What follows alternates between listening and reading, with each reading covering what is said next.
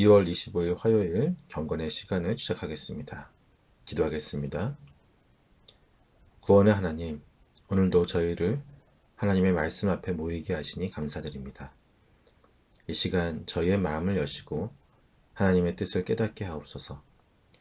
저희가 현실의 어려움 앞에서 주저하지 않고 요나단처럼 믿음으로 나아갈 수 있도록 도와주시옵소서. 저희의 작은 믿음을 통해 하나님의 큰 일을 경험하게 하시고 주님께서 저희와 함께 하심을 확신하게 하옵소서. 예수님의 이름으로 기도드립니다. 아멘. 사무엘상 14장 1절에서부터 7절 말씀을 보겠습니다. 같이 읽겠습니다.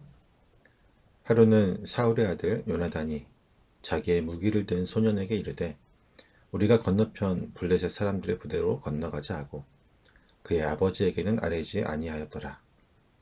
사울이 기브와 변두리 미그론에 있는 석류나무 아래 머물렀고 함께한 백성은 600명가량이며 아이야는 에봇을 입고 거기 있었으니 그는 이가봇의 형제 아히두베의 아들이요 비느하스의 손자요 실로에서 여호와의 제사장이 되었던 엘리의 증손이었더라. 백성은 요나단이 간 줄을 알지 못하니라. 요나단이 블레셋 사람들에게로 건너가려 하는 어기 사이 이쪽에는 험한 바위가 있고 저쪽에도 험한 바위가 있는데 하나의 이름은 보세스요 하나의 이름은 세네라. 한 바위는 북쪽에서 믹마스 앞에 일어섰고 하나는 남쪽에서 게바 앞에 일어섰더라. 요나단이 자기의 무기를 든 소년에게 이르되 우리가 이 할례 받지 않은 자들에게로 건너가자. 여호와께서 우리를 위하여 일하실까 하노라. 여호와의 구원은 사람이 많고 적음에 달리지 아니하였느니라. 무기를 든 자가 그에게 이르되 당신의 마음에 있는 대로 다 행하여 앞서 가소서. 내가 당신과 마음을 같이하여 따르리이다. 아멘.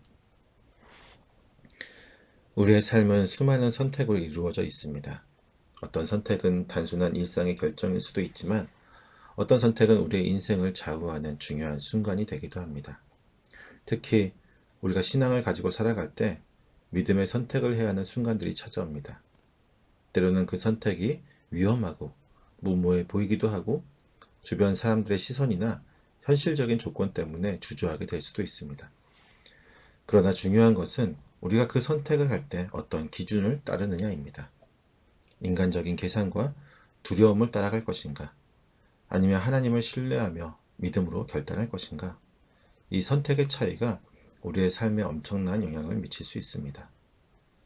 오늘 우리가 함께 나눌 말씀 속에서도 두 사람의 선택이 등장합니다. 한 사람은 현실과 환경을 바라보며 머뭇거렸고 다른 한 사람은 하나님을 신뢰하며 담대하게 행동했습니다. 그리고 그 선택이 결국 두 사람의 삶을 완전히 다른 방향으로 이끌었습니다. 우리도 신앙의 길을 걸어가며 선택해야 할 순간들이 있습니다. 과연 우리는 어떤 선택을 하며 살아가게 될까요? 오늘 말씀을 통해 그 답을 함께 찾아가길 바랍니다. 요나단은 본문에서 처음으로 사울의 아들로 불립니다. 이는 이미 사울 왕조가 하나님의 심판을 받는 상황에서 그의 미래가 크게 밝지 않음을 보여주고 있습니다. 그러나 요나단은 사울과 구별되는 모습을 보입니다. 요나단의 첫 대사는 건너가자입니다. 이는 사울이 암나기를 찾지 못하자 사안에게 했던 첫 대사인 돌아가자와 대조되는 모습을 보입니다. 요나단이 사울보다 진취적이며 용감한 성품을 지녔음을 우리에게 보여주고 있습니다. 그의 용맹은 이후 바위 속에 숨었던 자들, 도망치려고 했던 자들, 심지어 블레셋에 망명했던 자들이 다시 사울의 군대로 건너오게 하는 역사도 일으킵니다. 반면에 사울은 600명의 군사들과 함께 기브와 변두리 미그론의 석류나무 아래에 머물러 있었습니다.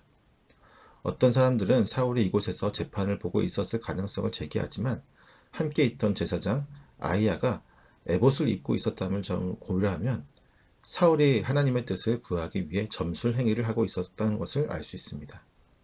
사울은 사무엘과 결별한 이후 지속적으로 하나님의 계시를 구하였지만 그 방법은 온전한 것이 아니었습니다.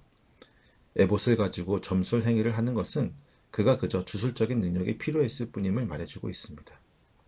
특히 사울이 곁에 둔 제사장 아히야는 엘리 가문의 후손으로 이 가문은 이미 사무엘을 통해 하나님의 심판을 받았습니다. 본문은 지금 버림받은 왕의 가문과 버림받은 제사장의 가문이 함께 있는 모습을 보여줍니다. 때문에 이들에게 미래는 없습니다. 에봇을 가지고 있었지만 하나님께서는 아야를 통해 말씀하지 않으셨습니다. 요나단이 가야 할 길은 결코 쉬운 길이 아니었습니다. 본문은 요나단의 부대와 블레셋 부대가 대치한 지역의 지형을 상세하게 설명함을 통해서 요나단의 계획이 인간적으로 얼마나 무모하고 불가능한 것이었는지를 알려줍니다. 블레셋의 군대는 믹마스 지역에 진을 쳤고 요나단의 군대는 게바 지역에 있었습니다. 이 두 지역 사이에는 깊은 협곡이 가로막고 있었고 양쪽 군대는 각자의 진영에서 가장 높은 봉우리에 자리 잡고 있었습니다. 그 봉우리들은 보세스, 즉 빛나는 봉우리와 세네, 가시 봉우리라고 불리고 있었습니다. 그 이름에서 알 수 있듯이 눈에 확연히 띄는 지형이었습니다. 두 군대는 서로를 볼 수 있을 만큼 가까운 거리였고 큰 소리로 외치면 들을 정도였습니다. 사실상 눈에 확연히 띄는 지형이었습니다. 두 군대는 서로를 볼 수 있을 만큼 가까운 거리였고 큰 소리로 외치면 들을 정도였습니다. 사실상 요나단이 적진으로 나아간다는 것은 매우 위험하고 무모한 도전이었습니다. 하지만 요나단은 이 모든 장애물에도 불구하고 하나님의 도우심을 믿고 나아갔습니다. 인간적인 계산으로는 불가능한 일이었지만 그는 믿음으로 그 길을 선택했습니다. 하나님을 신뢰하며 나아가는 길이 때로는 힘들고 불확실해 보일지라도 하나님을 의지하는 자에게 하나님은 반드시 그 길을 열어주십니다. 요나단이 선택한 전략은 사실상 자살 행위와도 같았습니다. 그는 협곡을 건너 바위를 타고 올라가야 했고 블레셋 군대는 위에서 내려다보면서 공격할 수 있는 유리한 위치에 있었습니다. 일반적인 전술이라고 한다면 협곡을 돌아서 적의 뒤를 공격하는 것이 맞지만 요나단은 이 무모한 도전에 나섰습니다. 만약 이 전투에서 승리한다면 그것은 오직 하나님께서 역사하셨기 때문일 것입니다. 요나단은 무기든 자에게 여호와께서 우리를 도우실 것이니 사람이 많고 적음에 달려있지 않다고 말합니다. 이는 기드온이 하나님의 명령에 따라 군사를 줄이며 승리를 경험했던 사사의 사건을 우리에게 보여주고 있습니다. 유다 마카비우스도 독립전쟁 당시 전쟁의 승리는 군대의 크기에 있지 않고 하늘로부터 온다라며 병사들을 독려했습니다. 요나단의 믿음은 그의 무기된 자에게도 깊은 영향을 미쳤습니다. 성경에서 무기된 자는 종종 장수의 조력자로 등장하며 전투에서 중요한 역할을 했습니다.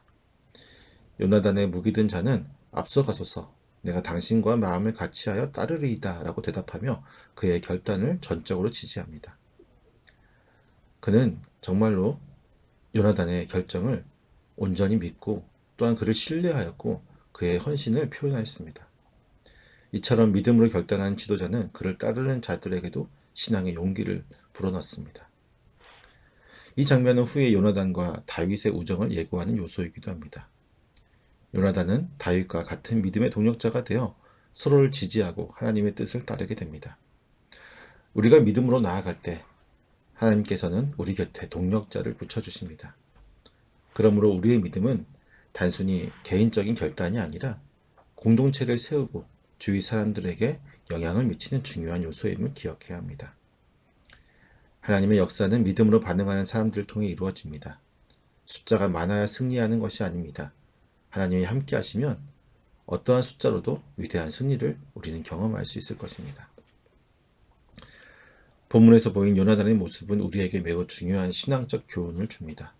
그는 숫자나 인간적인 전략보다 온전히 하나님을 믿고 행동했습니다. 반면에 사울은 블레셋 군대와 대치 상황에서 이스라엘 백성들의 피해가 계속 늘어만 가는 상황에서도 머뭇거렸고 하나님을 온전히 의지하지 않았습니다.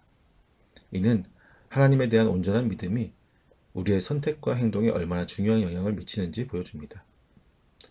우리도 현실의 어려움 앞에서 두려워하며 하나님의 뜻을 따르기를 주저할 때가 있습니다. 하지만 요나단처럼 믿음으로 결단하고 행동하게 된다면 하나님께서는 반드시 길을 열어주실 것입니다. 때로는 우리의 상황이 요나단이 마주했던 협곡처럼 넘을 수 없는 장애물처럼 보일지라도 하나님을 믿고 신뢰하는 자에게는 반드시 길이 열릴 것입니다. 또한 요나단과 같은 믿음은 다른 사람에게도 선한 영향을 줍니다. 요나단의 믿음이 그의 무기된 자에게 용기를 주었듯이 우리가 믿음으로 나아갈 때 주변 사람들도 하나님의 역사에 동참할 수 있습니다. 우리는 결코 혼자가 아니라 함께 믿음을 걸어가는 우리의 동력자가 있습니다. 하나님의 구원은 숫자나 힘에 달려있지 않습니다. 하나님이 함께 하시면 적은 숫자로도 큰 승리를 이룰 수 있습니다. 그러므로 우리는 두려움에 머물지 않고 하나님을 신뢰하며 담대하게 나아가야 합니다.